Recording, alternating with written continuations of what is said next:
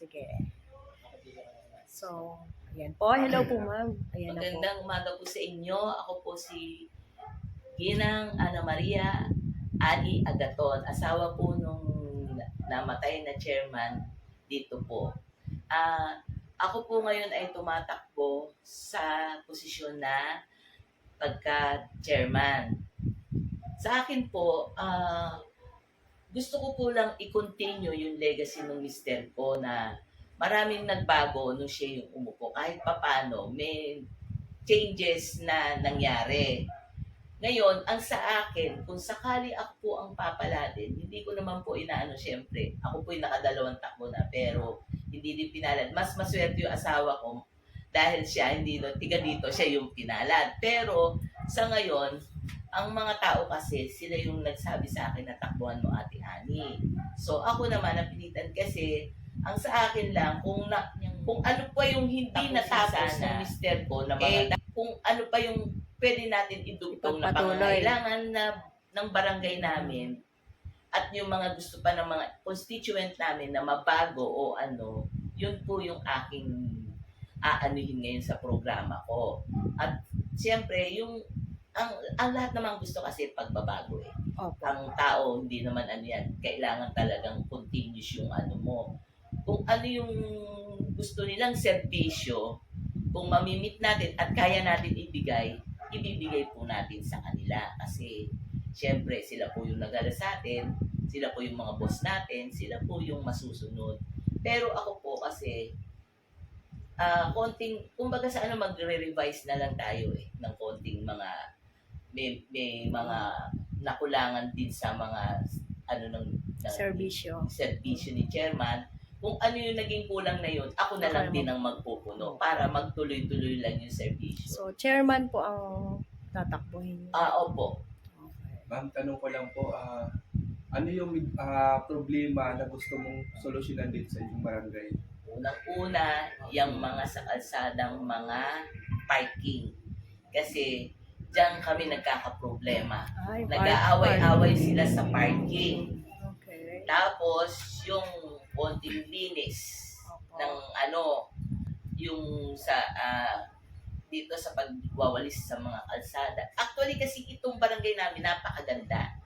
Walang problema sa mga tao. Ang nagkakaproblema lang kasi yung sa mga parking. Dahil sa sobrang yaman ng mga kapitbahay ko, maraming sasakyan. Dati maluwag. Nung nagkaanuhan na, kahit na mga umuupa lang, maliit lang yung bahay, siyempre, bibili lang mag-uupa lang ng kwarto.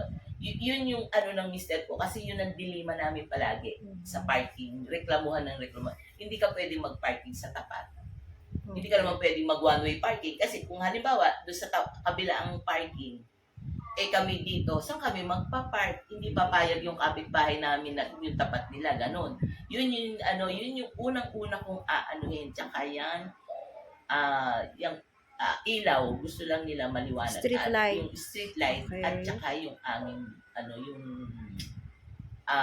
mga CCTV. Ayun. So far, so maganda po. Very, very minimal lang naman ang mga gusto pero nila. Useful naman talaga yun. Oo, yun yung importante. Gusto nila yung CCTV anyway. At tsaka kung sana, ang gusto nila, magkaroon kami ng maayos na barangay. Kasi trailer lang yung barangay namin. Wala naman kami pwedeng pag-ipagan na. Yung nyo, yung parang outpost nyo, yung barangay. Oo, yung barangay hall, nakita nyo? Barangay hall nyo. Walang paglalagyan. So, yung ibang gamit namin na wala kami. So, yun po ang Yun nyo. yung ipupush ko sana na kung saan kami pwedeng kumuha ng maganda-gandang lugar, pwesto para maging presentable naman. Opo. Kasi isang ka naman nakakita ang barangay na ganyan. Trailer Although, yung mga namin, magandang sa amin, yung barangay na yan. Kasi yung mga pulis, minsan, instead na umuwi sila, dyan sila nakaupo lang, naka-station. Kasi, lalo na ngayon, naka-red alert sila. Kailangan 24 hours na dyan sila. Hindi, very convenient. Dyan na sila nagtatambay. Kaya lang kasi, naka-tent lang. Kung as much as possible, ang pangarap sana nun ni Jessie, magkaroon ng magandang barangay kami. Pwedeng may office na sarili, may mga maayos na pwedeng pag-anuhan ng taong bumibisita. Yun lang naman. And Chairman, bilang chairman dito, ano po ang ating programa sa ating mga senior citizen at sa Ayan, sa senior. PWD? Kasi ang mga senior, siyempre, mga matatanda, mararamdaman yan. Kung ano man ang mga ano ng senior, kasi ang balak sana ni Jessie no, every month magkaroon sila ng parang get together party.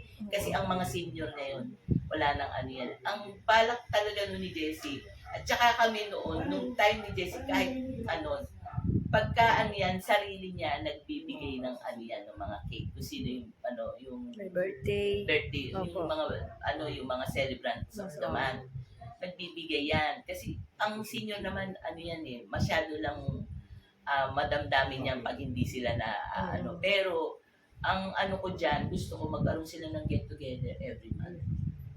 Para kahit pa paano, at saka yung kanilang mga ano, yung sa mga, pwede sana yung sa universal health card na kung ano, makapag ano, sila ng check-up nila. Okay. Kasi ang mahal ng pa-check-up. Eh, minsan, mahihirap lang naman yung mga senior o yung mga anak, hindi din naman kayang magpa-check up ng ano. Yung monthly check up sana nila na mga kailangan nilang ano na para sa kalusugan nila. At saka, yung kanilang ano, kung pwede sana, yung kanilang yung sustento ng yung mga gatas nila. Okay. Mag-groceries. Oo, Yan. yung gusto ko kahit yung Gatas insure assistance. lang dahil Oo. hindi, Gatas hindi pala. naman nila ano yung pera eh. Yung mga gatas lang nila, yung mga pambiskwit nila na kahit yung gatas mismo ibigay sa Ibigay kanila sa kanila, na monthly monthly. na eto na yung yung ano nyo, yung ano ang tawag doon, yung Regalo. insure Oo. dahil kay ano kay mama. Yung eto na yung mga pambiskwit ninyo. Okay na yung basta ano para sa kanila. Tsaka yun nga yung ano kasi ang naghahanap sila yung ang mga senior naman kasi siyempre ang gusto niya yung naaalala sila palagi. Opo. Maliit lang na bagay diyan, birthday nila, maalala mo sila. Tuwan-tuwa na yun nga, yung sabi mo, hindi mo ako binigyan ng cake dad ko kapag, ay hindi ko alam, kaya kami noon, nililista ko. Natigil na nga lang kasi sa dami ng mga Okay. issue. Yun So, yung mga yan. ano. So ma'am, nabanggit mo po yung dati mong asawa. Ilang taon ba siya ma'am naging chairman dito? At ano pong mga project niya? 2017. Nung kasi hindi na namin talaga as in zero yung ano barangay kasi nga medyo hindi maganda yung naging ano nung sinundan yung chairman. Nagkaroon kami ng nagkaroon ng mga street light tsaka nagpapabiling kami. Tapos lahat ng mga kailangan sa barangay nagkaroon ng CCTV. Lahat ng basta yung kakailanganin ng isang unit ng barangay, i-provide na ni Jessie. Tsaka yung mga